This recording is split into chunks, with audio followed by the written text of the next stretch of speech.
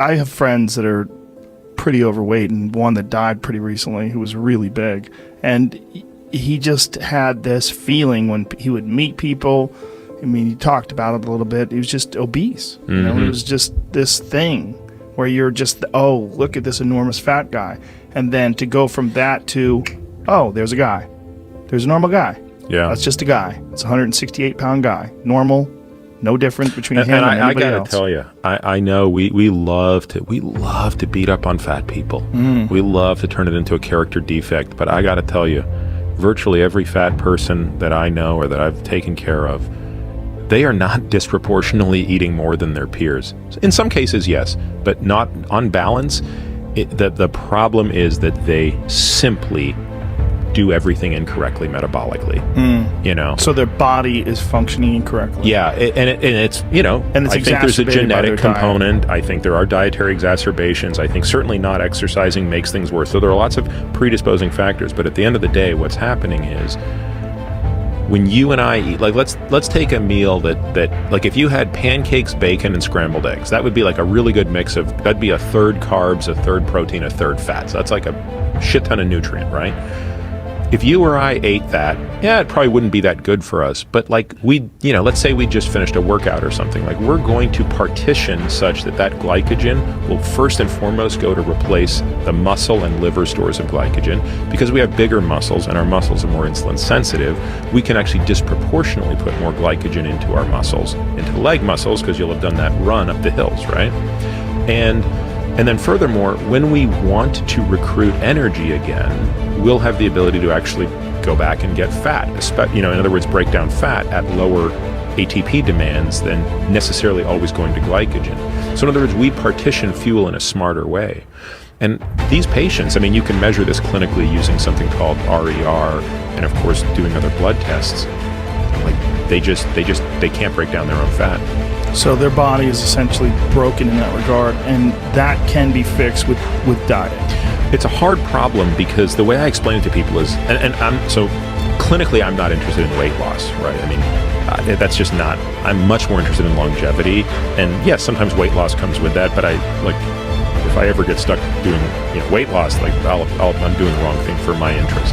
But the way I say to people when they want to lose weight is, look, you don't want to lose weight, you want to lose fat. Let's be very clear on our semantics. Weight is irrelevant, right? Unless you're a cyclist or some athlete for whom the actual scale means something. But for people like us, it's you want to lose fat, not weight. And then when you say you want to lose fat, what does that mean in English? Well, do you want fewer fat cells, or do you want each fat cell to be smaller?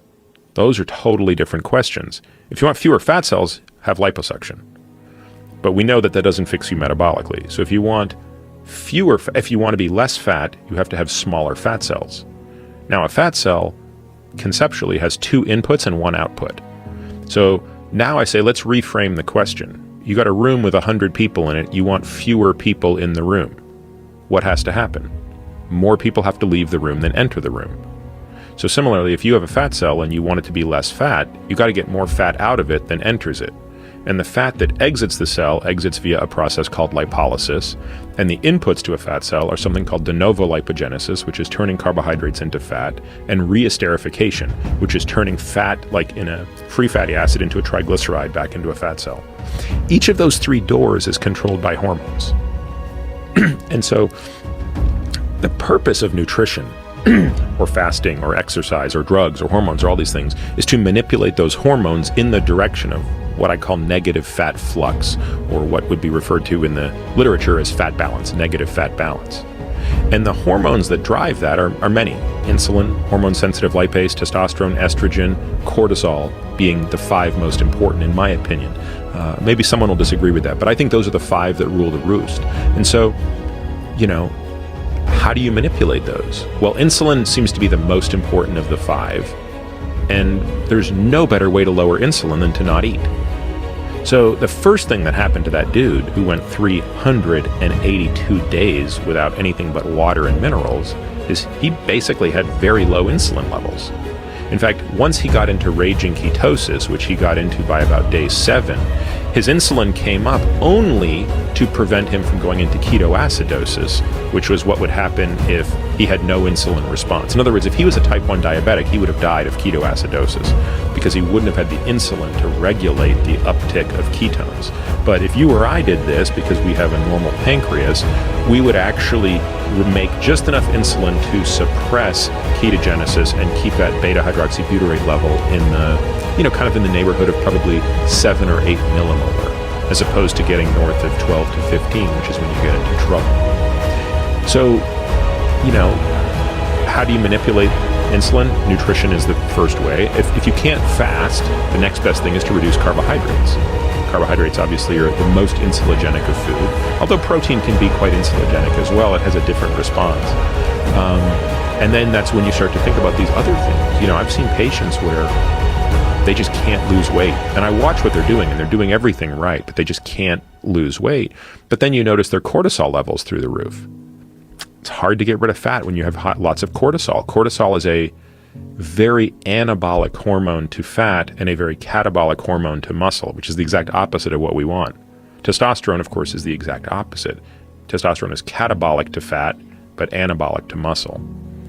And then, of course, women have a harder time because once women go through menopause, they lose all the estrogen and all the testosterone. And so now they lose two hormones that play a very important role in regulating this. So for these people that are having the issue with cortisol levels, that's exacerbated by stress, right? Yes. So stress actually exacerbates your weight gain. Absolutely. Wow, that's interesting. In addition to a whole bunch of other stuff. You could literally eat the same diet and gain more weight because of stress. Absolutely. Wow. Again, hormones are what's driving fuel partitioning. You're responsible for what you put in your mouth, but in many ways at that point, like the hormones take over and decide where it's going.